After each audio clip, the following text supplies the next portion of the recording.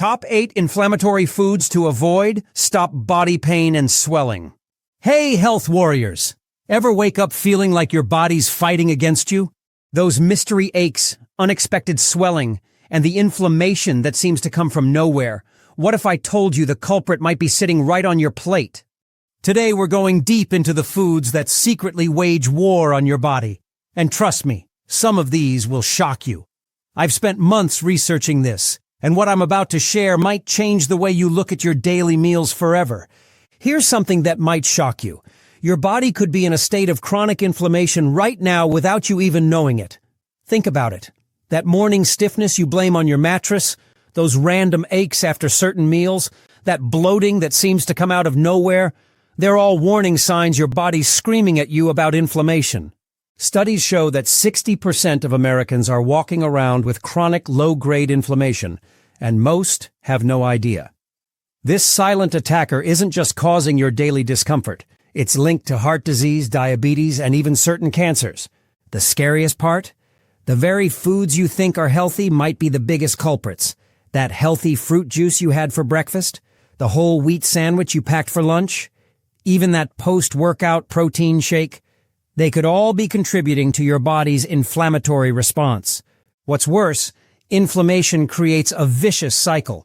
The more inflamed your body becomes, the more sensitive it gets to inflammatory triggers. This means foods that never bothered you before suddenly start causing problems. But here's the good news.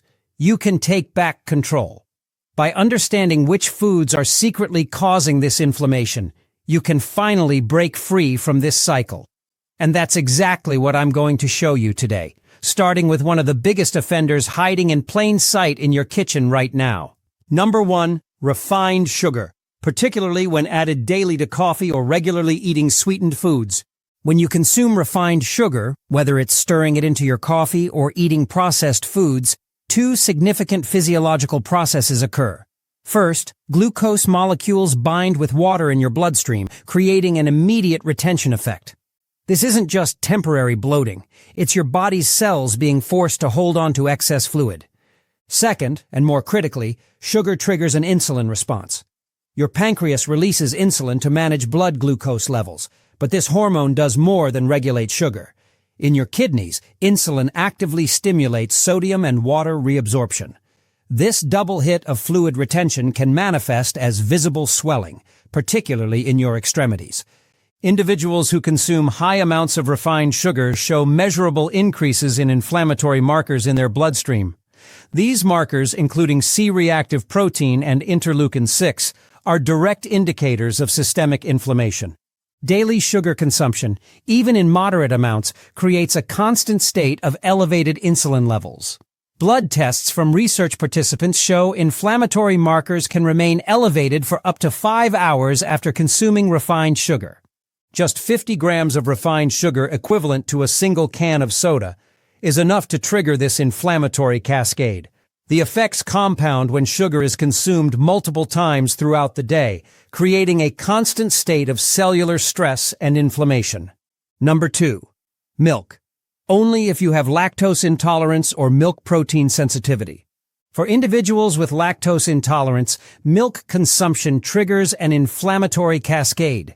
This occurs when the body lacks sufficient lactase enzyme to break down lactose, leading to bacterial fermentation in the intestines. This process releases inflammatory compounds and causes localized inflammation in the digestive tract. Similarly, milk protein sensitivity, particularly to casein or whey proteins, initiates an immune response. The immune system identifies these proteins as potential threats, releasing inflammatory mediators including cytokines and histamines. However, scientific studies reveal that for approximately 95% of the population, milk actually demonstrates anti-inflammatory properties. The bioactive compounds in milk, including conjugated linoleic acid and specific peptides, have been shown to suppress inflammatory pathways at the cellular level. Clinical research has documented these divergent responses through measurable inflammatory markers. In lactose-intolerant individuals, milk consumption leads to elevated levels of pro-inflammatory cytokines and acute phase proteins. Conversely, in those without sensitivity, Milk consumption correlates with reduced levels of systemic inflammation markers. This scientific evidence contradicts widespread misinformation about milk's universal inflammatory effects. The key lies in individual biological response rather than the inherent properties of milk itself. Number 3. Processed meats, like salami, turkey ham, and other cured meats, high sodium content and linked to inflammation. The primary mechanism involves the high concentration of advanced glycation end products, AGEs, in processed meats. These compounds form during the curing, smoking, and high-temperature processing methods. When introduced to the body, AGEs interact with specific cellular receptors, triggering inflammatory signaling cascades that can persist for extended periods. The sodium content in processed meats presents another significant inflammatory pathway. Clinical studies demonstrate that excessive sodium intake disrupts the body's fluid balance at the cellular level. This disruption leads to increased blood volume and elevated pressure within blood vessels, prompting an inflammatory response from the endothelial cells lining these vessels. Furthermore, processed meats contain significant levels of nitrites and nitrates used as preservatives. These compounds can convert to nitrosamines in the body, which research has linked to oxidative stress at the cellular level. This oxidative stress triggers the release of pro-inflammatory cytokines, contributing to systemic inflammation. Consuming processed meats 3 or more times per week significantly elevates inflammatory markers in blood tests. These elevated markers correlate with increased risk of various health conditions, particularly colorectal cancer, as documented in longitudinal studies. Number 4. Alcoholic beverages, especially in excess of 2 drinks, can harm gut health and cause bodily changes. When alcohol enters the bloodstream, it immediately begins to impact the gut barrier function. Research shows that alcohol disrupts the tight junctions between intestinal cells, increasing intestinal permeability. This increased permeability allows bacterial endotoxins to enter the bloodstream, triggering an immediate inflammatory response from the immune system. At the cellular level, alcohol metabolism generates reactive oxygen species and acetaldehyde, both potent triggers of oxidative stress. This oxidative stress activates nuclear factor kappa B, NF-κB, a key regulator of inflammatory responses. Clinical studies demonstrate elevated levels of pro-inflammatory cytokines, including TNF-A and IL-6, following alcohol consumption. The liver, as the primary site of alcohol metabolism, experiences significant inflammatory effects. Research indicates that alcohol metabolism in liver cells triggers the release of pro-inflammatory mediators. These mediators recruit immune cells to the liver, creating a cycle of sustained inflammation that can persist long after alcohol consumption ceases. Research indicates that as little as 2 standard drinks can initiate these inflammatory cascades. The effects become particularly pronounced with regular consumption, as the body's regulatory mechanisms become progressively impaired. Number 5. Gluten. Only problematic for those with celiac disease, gluten intolerance, or gluten sensitivity, not an issue for most people. In individuals with celiac disease, gluten exposure initiates an autoimmune response where the body produces antibodies against its own tissue, particularly in the small intestine. This autoimmune reaction involves the release of inflammatory mediators, including cytokines and chemokines, leading to intestinal inflammation and tissue damage. For those with non-celiac gluten sensitivity, research indicates a different inflammatory pathway. These individuals experience activation of innate immune responses without the specific autoimmune component seen in celiac disease. This activation leads to the production of inflammatory markers and symptoms, though through distinct biological mechanisms from celiac disease. Studies measuring inflammatory markers, including C-reactive protein and pro-inflammatory cytokines, show no elevation following gluten consumption in non-sensitive individuals. This research spans multiple populations and consumption patterns. The distinction lies in specific genetic and immunological factors. Celiac disease requires the presence of HLA-DQ2 or HLA-DQ8 genes, while non-celiac gluten sensitivity involves different genetic and immune system components. These biological factors determine whether gluten triggers inflammatory pathways or undergoes normal digestive processes. Modern research has also investigated the role of other wheat components beyond gluten, including amylase trypsin inhibitors and fermentable carbohydrates, in causing inflammatory responses. Number 6. Soft drinks and sugary beverages, including chocolate milk and fruit juices, high glycemic index without fiber. When high glycemic carbohydrates enter the bloodstream, without the moderating effects of fiber, blood glucose levels rise rapidly.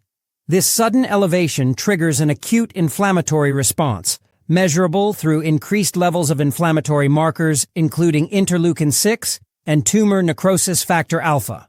The fructose component, particularly prevalent in soft drinks, undergoes specific hepatic metabolism. Research shows that fructose metabolism in the liver increases the production of uric acid, a compound associated with elevated inflammatory states. Studies examining whole fruit juices demonstrate similar but distinct effects. While natural juices contain beneficial compounds like antioxidants, the removal of fiber alters their metabolic impact. Research indicates that the glycemic response to juice consumption closely mirrors that of other sugary beverages, despite their natural origin. The preservatives and additives common in these beverages compound the inflammatory effects. Phosphoric acid, commonly used in carbonated beverages, has been shown to impact calcium metabolism and potentially contribute to inflammatory processes. Artificial sweeteners, while calorie-free, demonstrate their own effects on gut microbiota and inflammatory pathways. Number 7. Fried foods, particularly those cooked with lard or coconut oil, high in saturated fats. During high-temperature frying, oils undergo significant chemical alterations. The heat causes the formation of advanced glycation end products, AGEs, and advanced lipoxidation end products, ALEs. These compounds interact with cellular receptors, initiating inflammatory signaling cascades throughout the body. The type of cooking oil significantly influences the inflammatory potential. Studies focusing on saturated fats, particularly those in lard and coconut oil, reveal their capacity to activate inflammatory pathways through toll-like receptor 4, TLR4 signaling. This activation leads to increased production of pro-inflammatory cytokines and heightened systemic inflammation. The cooking temperature itself plays a crucial role in determining inflammatory potential. When oils reach their smoke point, they generate reactive oxygen species and free radicals. These molecules damage cellular components and trigger oxidative stress responses, leading to increased inflammation. Research indicates that each reheating cycle amplifies these effects, generating increasingly harmful compounds. The acrylamide formation in fried carbohydrate-rich foods presents another inflammatory mechanism.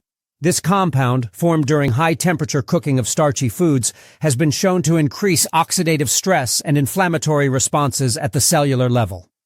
Number 8. Salt sodium, especially when consumed above the recommended 5 grams daily limit, causes fluid retention. When sodium levels increase in the bloodstream, cells must adjust their internal environment to maintain homeostasis.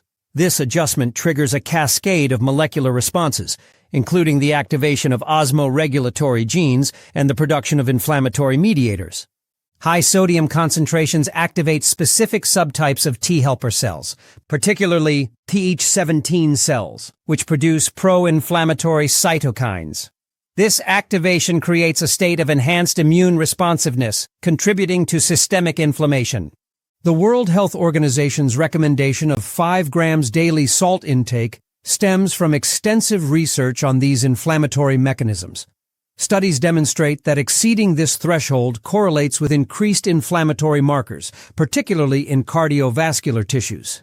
The endothelial cells lining blood vessels show particular sensitivity to sodium levels, responding to elevated concentrations by producing inflammatory mediators. Modern processed foods significantly complicate sodium regulation.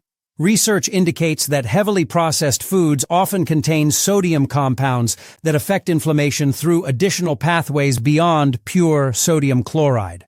These compounds interact with gut bacteria and cellular receptors differently than traditional salt. potentially amplifying inflammatory responses.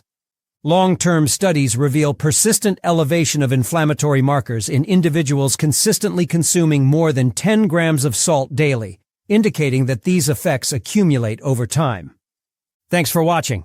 If you found this video helpful, don't forget to like, share, and subscribe. Comment down below your thought. See you on our next video.